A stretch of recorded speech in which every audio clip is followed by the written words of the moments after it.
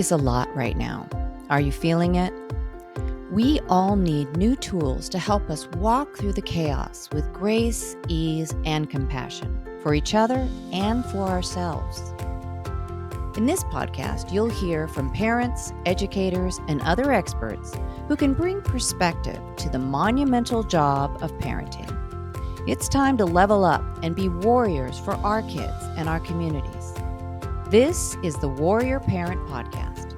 I'm Marci Mitchell. And I'm Debbie DeMano. As parents, we understand that it really does take a village to raise our kids. We hope that this podcast serves to create and support that community for you. Join us as we discuss and practice our core tools, which are proven mind-body techniques that can be used by anyone to improve your life on a daily basis. Welcome, everyone, to the Warrior Parent Podcast. I am so happy that you are joining us today. Today, we are talking with Wave Melén, who is a badass financial coach who's been tossing glitter bombs into the gray world of finance for over 7 years. And I just love that idea and that image. So with an authentic and open-hearted approach, they help individuals embrace their financial adventure, crush financial isolation, and awaken their inner platypus. And we'll talk a little bit more about that in our conversation today. So welcome, Wave. Thank you for being here. Yes, thank you. Hello. All right. So, I got to let our listeners know that Deb is not here today. This is our first one-person interview because she is being a warrior parent today for her daughter. So she will join us again next time. But so it's just going to be me and Wave today. And I think we've got plenty to talk about. So what I want to start with is just a little bit about you. What's your story? How'd you get here? How did this journey begin for you? And how did you get where you are? It all began.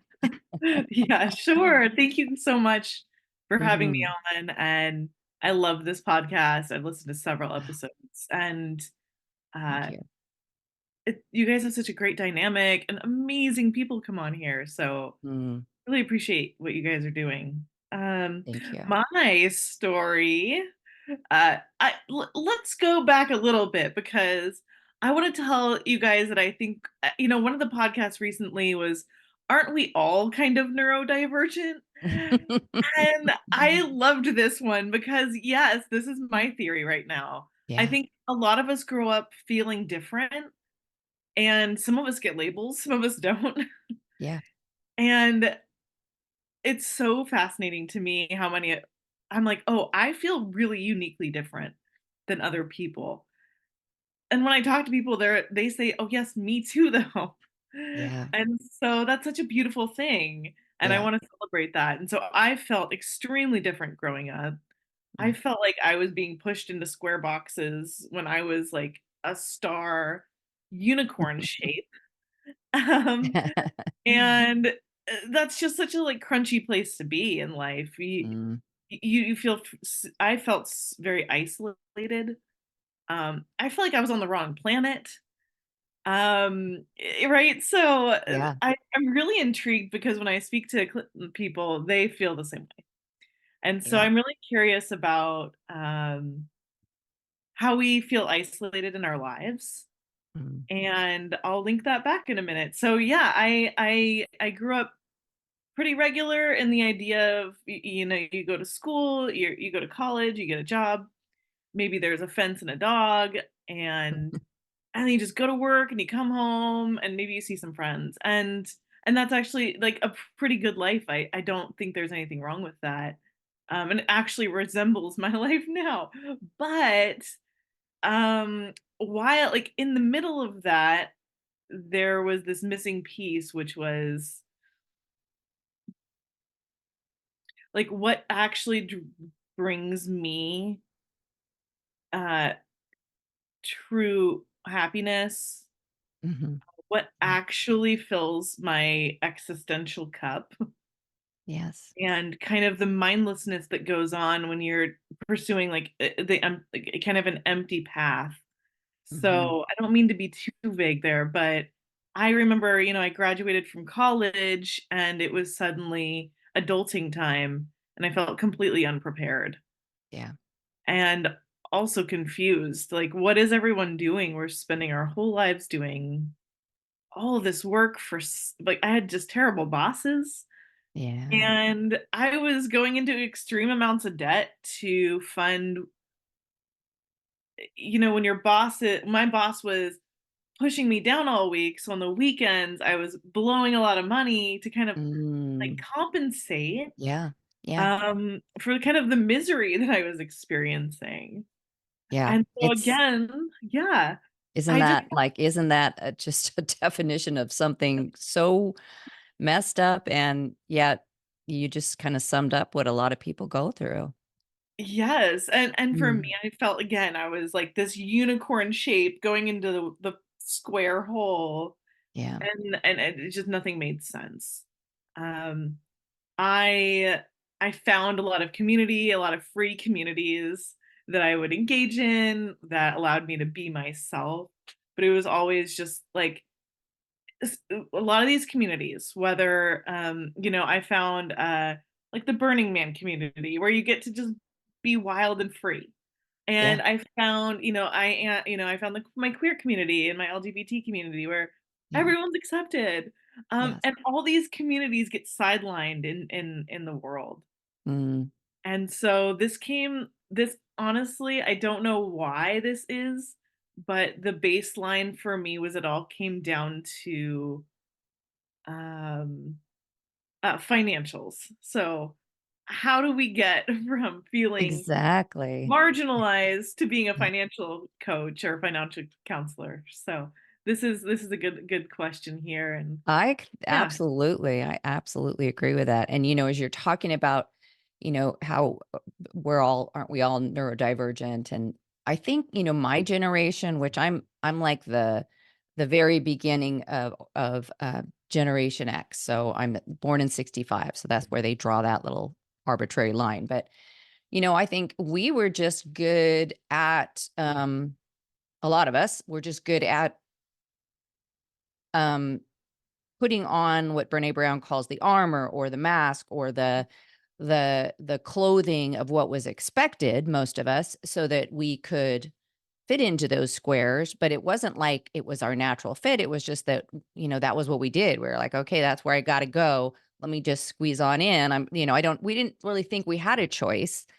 And I love that, now the millennials and Gen Z are much more like, why would I do that? I don't know which exactly you feel like you fit into, but and it's just not really about, these Mhm. arbitrary lines anyway, but we do see these trends of the younger folks now just being like, "Mm, no thanks, and we don't have to do it that way." And I know, there can be this resistance from people of my age and boomers of like, "Oh no, we did it. Now you have to do it," Mm. which makes no sense. Like, if we're finding a better way, like, why wouldn't we just say, "Yes, here, we're here for this, and how can we support you?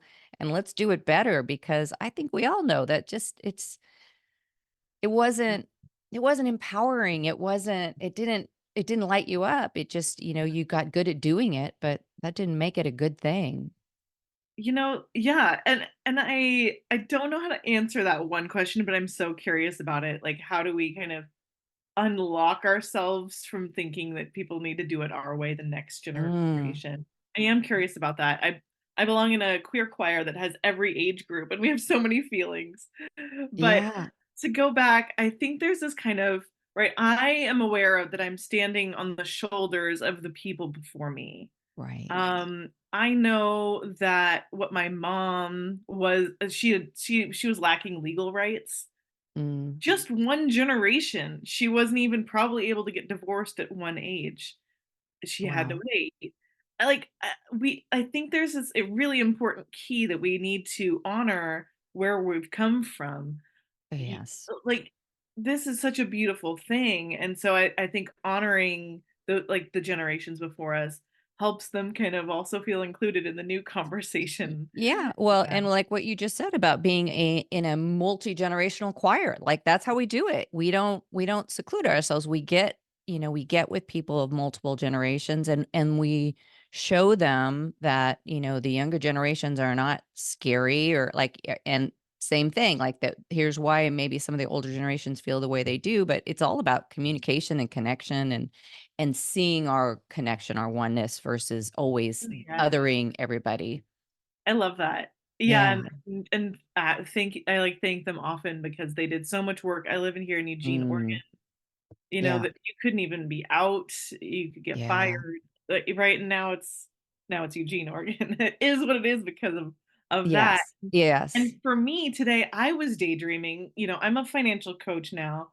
I was daydreaming that Gen A is gonna be so financially competent, Mm, and that's because of the work that I'm doing or people like me, where we're gonna talk about it so freely yes. that they're gonna feel so much their isolation won't be their issue. They'll be like, "Of course we're financially competent and rocking it."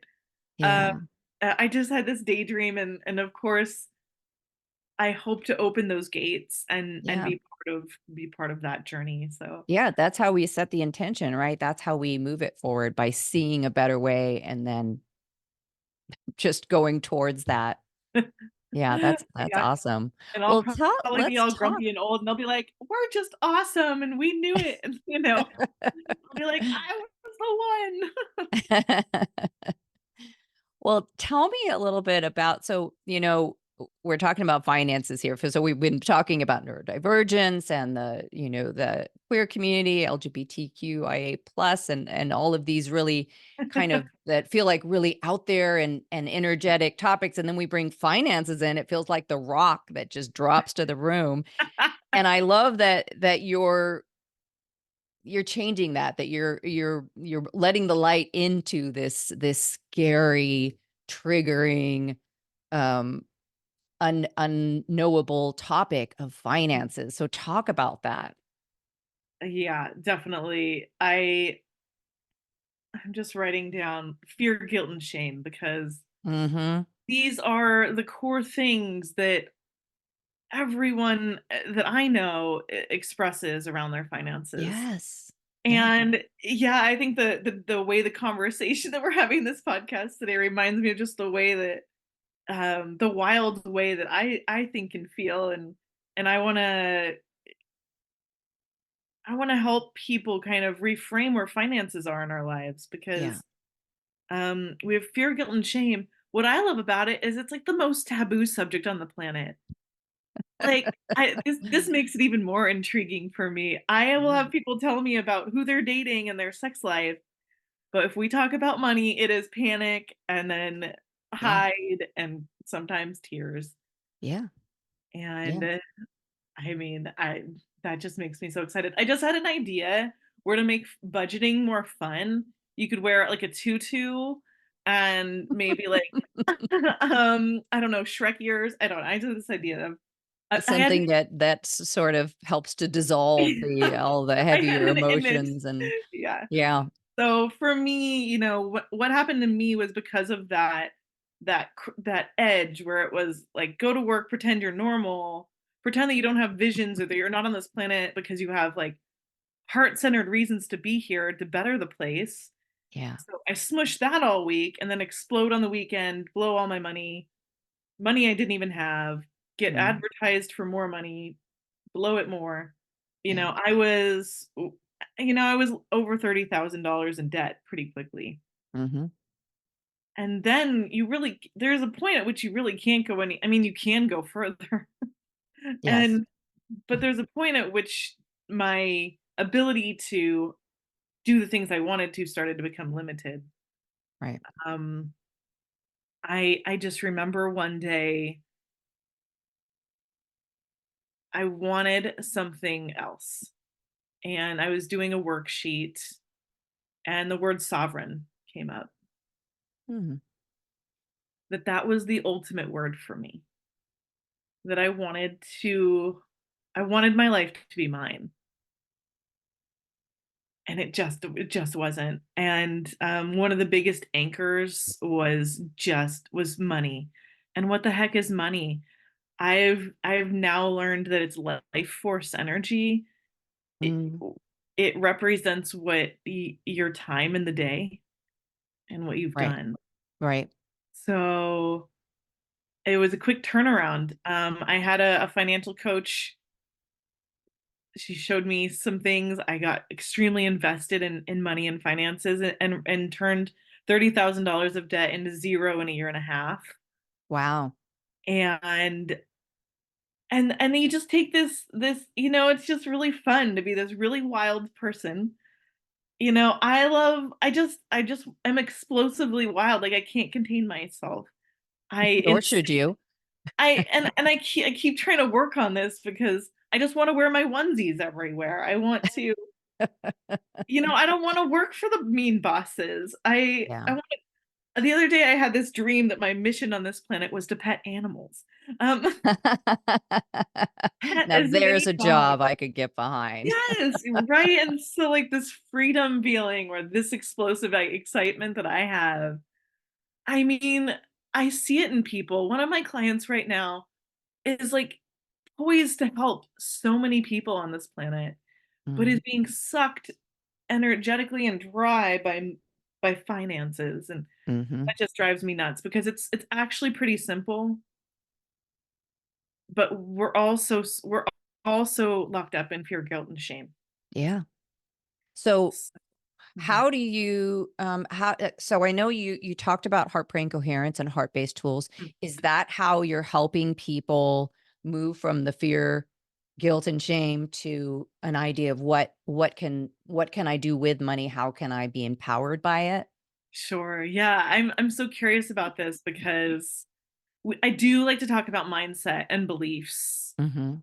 in my work. So when I coach people, that is a component of it.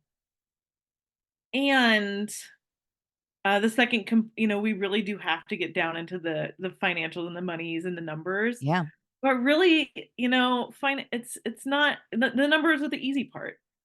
Mm. We're not robots, right? Yeah. If we were all robots, we'd all be rich. We'd just be like beep boop, money, budget. Beep boop So money. beep boop, money. We're rich and budgeted and invested wisely, like whatever. Right. Right. So the really fascinating part is the mindset part. And Yeah. I, you know, how do we move from isolation, laying awake at night, Mhm. Mm. knowing that we're making another purchase that isn't in our best interest? All of this pure guilt and shame. I've laid in bed awake at night wondering this too, like, oh my God. So I want to, if it's not me, it needs to be someone, and opening up about your finances. Hey, here, my best friend and I came over to her house and we just laid them all out. Where are you? Like, where? And it was not so great. And we were like, wow, not so great. Hey, now it's okay now. We know where we're starting from. So the question was, though, about heart math, about, emotional regulation. So let me kind of break that down a little bit. With fear, guilt, and shame, right? Like, so I'm not a therapist in that sense. Mhm. But there's a big journey for people to walk through. And I do want to bring us out of the loneliness of the finances. So when we're speaking with me, exposing your numbers to me, Yeah. there's these really critical moments, and we just hold I just hold we hold I hold my clients and I were in space together. I'm holding space for them as well. Yeah. Here are my numbers, and then there's just this, like, release that happens. We're both sitting there looking at them, and okay, it's not the end of the world. Yeah. Um, and so I think with the heart math is a process where you decide that you're gonna engage with your body in a way that you start being more in control of it. Mhm. Yeah. So instead of it causing anxiety, you can start managing the anxiety yourself. Right. Right. It's kind of my worst nightmare because I love letting my anxiety run. It's, totally part of my wiring to just go, like, thinking that my anxiety is actually helping me, um, Interesting. because it's just so good at spinning, identifying Yeah. everything. But Yeah. um, alternately, to come to center on your finances. So I might have gotten a little lost here, but let me help. Um, there is a center place in our minds and in our vision of what we Mhm. want to do on with our time on this planet. And I do a lot of alignment work. So what are those things? And then how can we help Yeah, ourselves make decisions throughout the day that are aligned with those versus for exactly. me aligned with whatever. With I yeah, yeah. So the nonsense of the world. And, yeah. I wanna take a moment to, share that one of our core tools, so with our nonprofit, which is Core Experience, we have a number of somatic type tools that are meant to help people do just what you Mm, said. mhm, Take to empower them to come back to a centered place, to a place where you're focused on what it is that matters to you versus all that nonsense out there. And mhm, so we call it heart brain mm, coherence. It's Heart mhm, Math is the Heart Math Institute mhm, that's a trademark name, but it's the same thing. It's that mhm. aligning the brain and the heart through this process of breathing and meditation and where you're centering your thoughts. So, it's a fantastic practice. It's a practice that Debbie, my partner, loves to talk about because it it it was a medical miracle for her daughter who is Mm, experiencing POTS syndrome, which normally Debbie just rolls off what that is, and I can't remember. It's a very technical term, but I'm seeing it more and more. So just wanting to share with listeners what it is. What is heart brain coherence or heart math? Kind of interchangeable. And sure, and sure. so the idea of you bringing it into, I mean, are you doing a set? Are you actually bringing that into the session when you're working with a client? Yeah, and I apologize, everyone. My mind. I know we're going into lots of things. Yes. No need to apologize. No need to apologize. I always We're want just to showing up authentically. try to bring it back to where the question starts, but I also want to honor again that neurodivergence in me that Yeah. goes out into these bold places and tries to string us back in. Yeah. Um, I guess I'll introduce the tension of opposites here, which I'm kind of intrigued by. A lot of people that work with me, um, right? I'm like a kind of a specific energy, a specific type of person, and and so let me introduce this concept. The tension of opposites is that it's okay to have completely opposing ideas and things going on in your life. Mhm. Mhm. So I am a very like high energy. I love, kind of like extreme sports.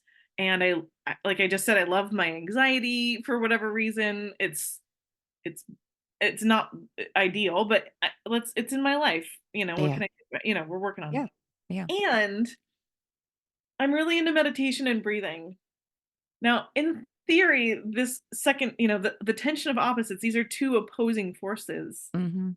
One of these is was originally my worst nightmare. Um, the answer to anxiety is breathing. That is not what people like me want to hear.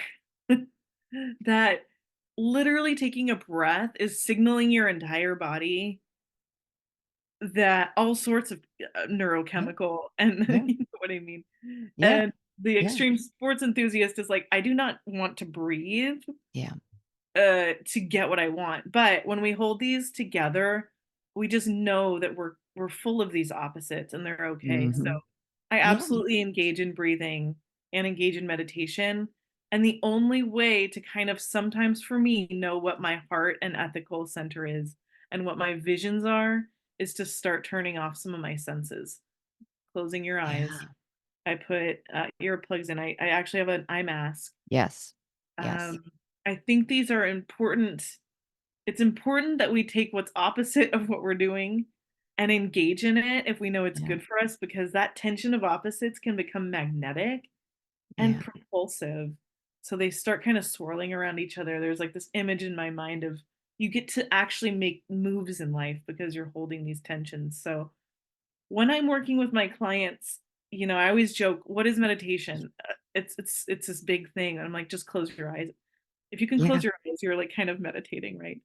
You Yeah. can even close your ears and you're meditating. You could think the word Yes. meditation. So, I don't know what it is for each of my clients, what their opposite might be in terms of how do you engage with your heart? How do you know when you're listening to yourself?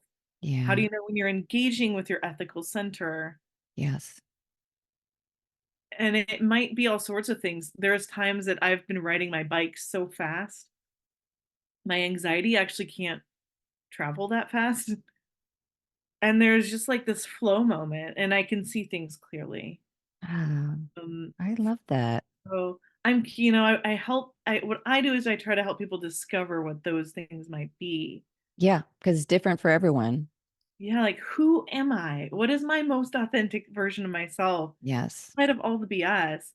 Yeah. And for some reason, when we lock this in, we can now see money also as like this propulsive moment for us. We can start building wealth to do what we need to do versus Yes. this thing that we're going to drag behind us forever. Yeah. Yeah. I Okay. That love was how you fine. keep referring to your ethical center. And that is ringing a bell for me because it's not necessarily brought up enough in the outer world, in the world that's telling us, you know, we need the car, we need the house, we need the whatever, we need the title, all of these kind of just superfluous things that don't really matter that become centered. And what really matters is exactly what you're talking about, your ethical center. Why are you here? And what are your values? And what propels you, what lights you up, and what are the things that are your boundaries of no, that is not acceptable for me. And I don't know. Do people are people aware of that? Do they take the time in their development, you know, to realize what is that? What because it's so elemental, it's so important.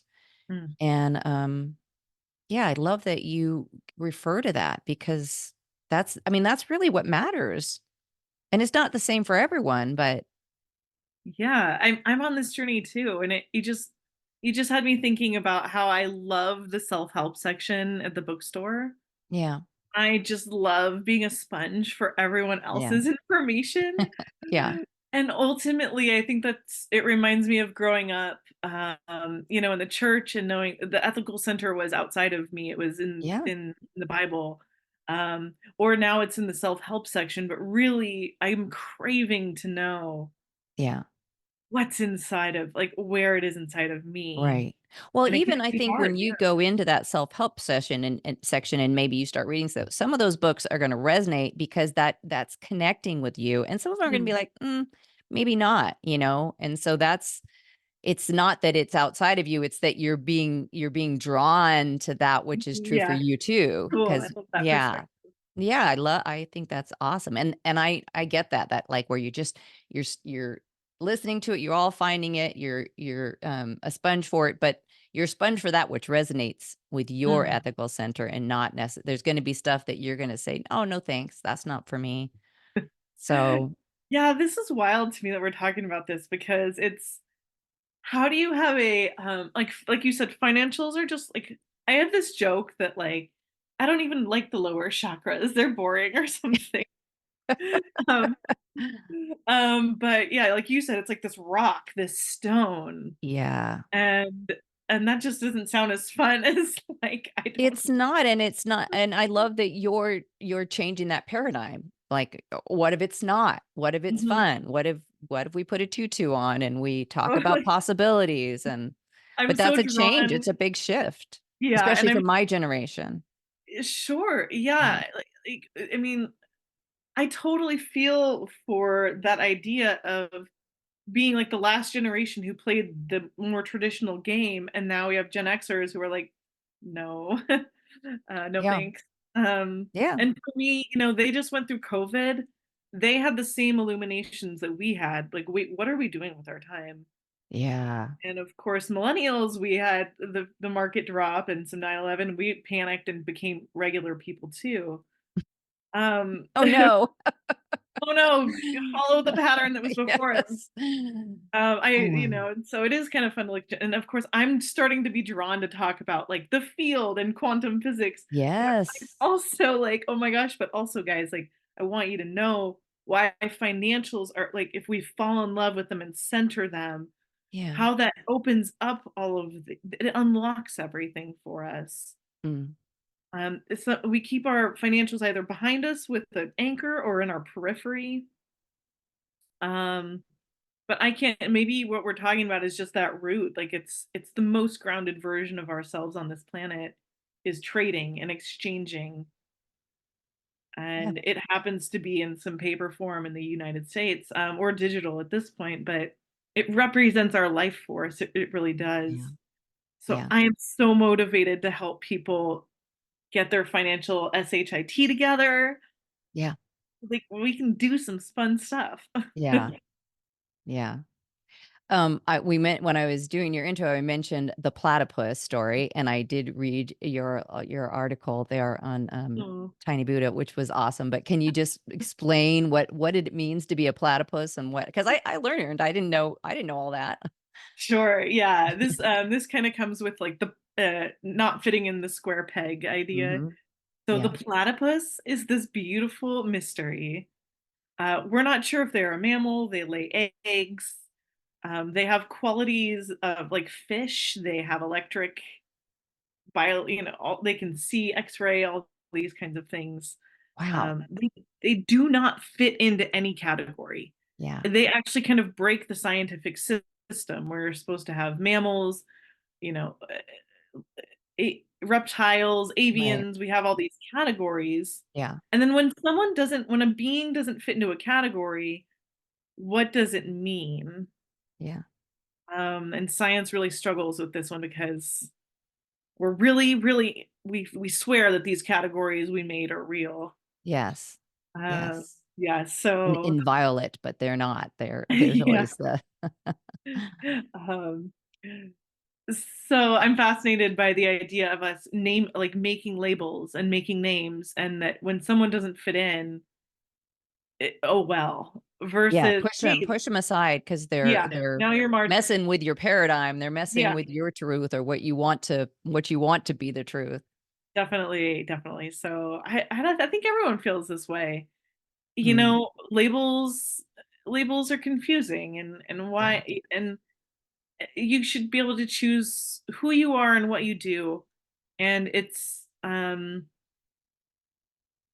yeah, that marginalization. Okay, the platypus, I actually don't even know where they've landed with it. People argue about where the platypus belongs in science. Yeah. Yeah. But platypus is just doing the platypus thing and Yeah, they're just like, being hey, kind of awesome, really. Like it's a cool animal. they've got reptile stuff going on. They've got mammal, avian things. They've got fish stuff. It is a crazy being, and I love them so much because they look funny too. They've got a duck beak. Yeah. So this is my metaphor for how Yes. I feel, Yeah. and how I experience my clients. Everyone around me feels different. No one Yeah. feels like they fit in. So Hmm. why do we have a society where everyone feels like they don't fit? Right. And how, yeah, so I'm just kind of curious about this for people. I'm not sure I know the answers, but Yeah, that's one of the other things that I love that Brene Brown talks about the difference between fitting in and belonging. mm, And so fitting in is this idea that you change yourself mm, to be accepted, and belonging is where you get to show up as your authentic self, and you feel that community and you feel that acceptance. And so, we I love let us it. strive to belong. Let I us love allow it. belonging, and just let fitting in fall by. That's the squishing So, yourself into that square box. That's why. Why? your box. Yeah. I love this idea of belonging. It makes me think that we don't belong to anything in financial lands. I don't know. I watched this documentary on Netflix. Have you seen it, The Blue Zones? Oh, I just started watching that. Yes. So in Okinawa, Japan, they have financial communities where it's like Yes. 9 people contributing money, and then when someone Yes. goes to the hospital, you're all Show up. functionally, yeah. Yes. It's such a cool way to look at it, and we don't Yeah. belong to any way to connect with our peers around where we are with our finances. Mhm.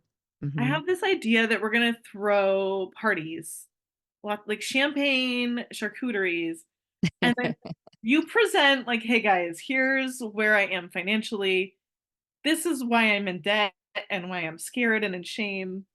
And now that I'm showing you guys, we don't need to brainstorm. Like, Yeah, and I just want to show you guys and reveal that that I'm feeling isolated, and I yeah, know more. We're having parties around it. that's awesome. Um, and we're moving from self-care where we do everything alone in ourself to Mm, community care yes. in this model.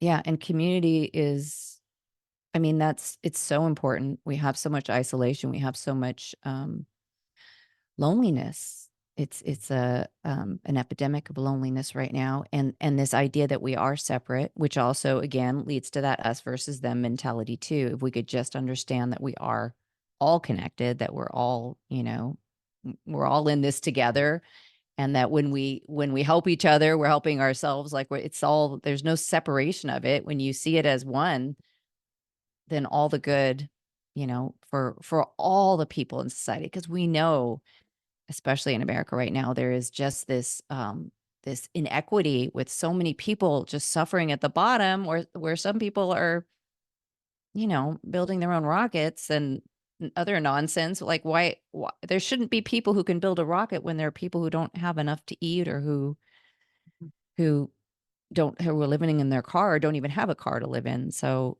to understand that hurts us to have Mhm, that level of inequity. mhm. That's is what I'm wanting to know as we move forward, is that we get to understand how connected we are, and how we are one basically, and we need to care for all of us. Agreed. Yeah, with Yeah. you. And that's me getting up on my soapbox again, which I do. I'm the queen of the what I call the pep talk, right? Yeah. Yes. Get excited for everyone in the world. This is what Yes. we're doing, Yes.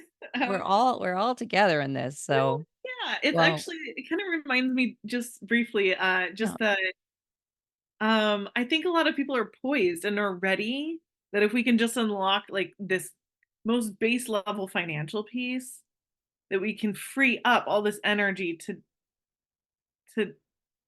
be in this planet differently. And so, Yes. like, if I Differently. can, Better.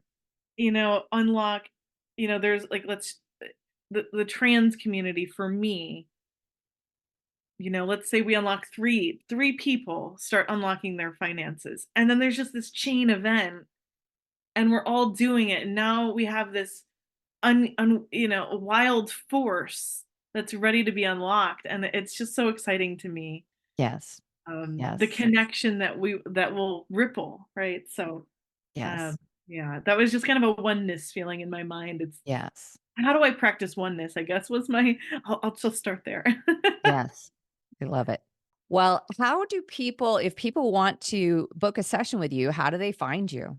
If they want some glitter bombs in their finances. Yeah. In a cave meditating? No, no, we're good. My website is coachingwithwave.com. Okay. Probably the best place to land, where all my unicorn imagery is. Okay. And I do have an Instagram, also financial coaching with Wave.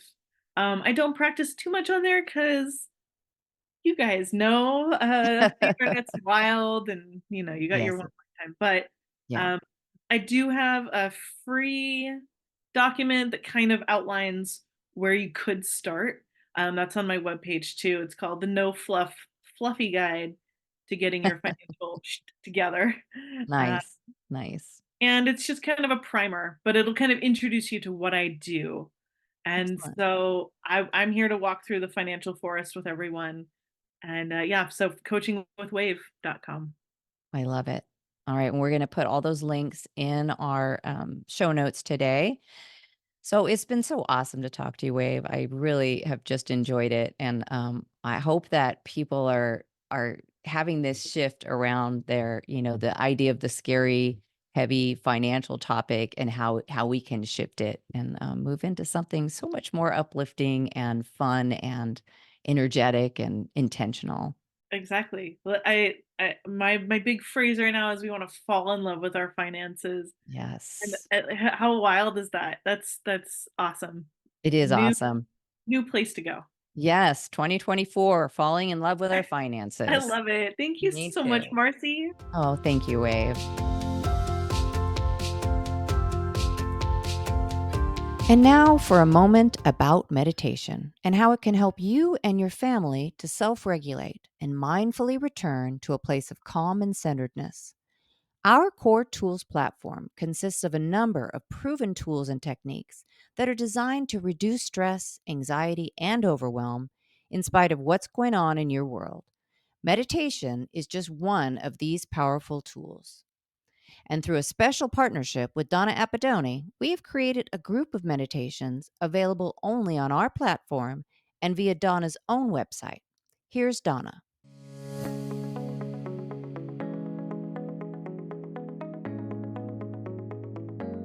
Change happens slowly, then all at once.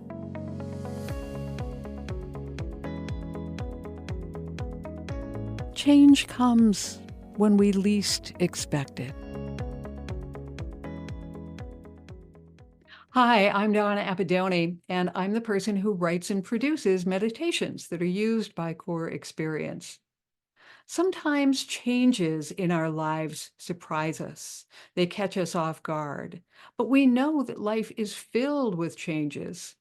So instead of trying to fight the changes or block the changes or ignore the changes that come your way, why not find a way to flow with them and go along with them? Don't try to swim upstream. And then later on, in a month or maybe even in a year, you can look back on the changes and see how they shaped you. You might even find out they made your life better than it was. Remember, whatever is happening with you right now, you can do anything you set your mind to do. I see change, a new order.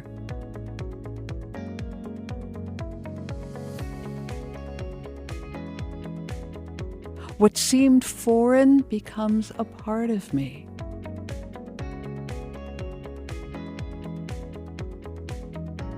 Change happens slowly,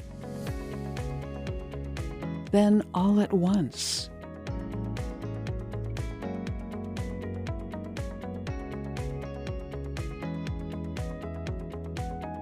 And it will change again.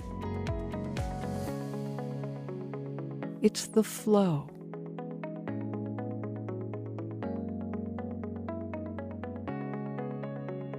It's the continuance.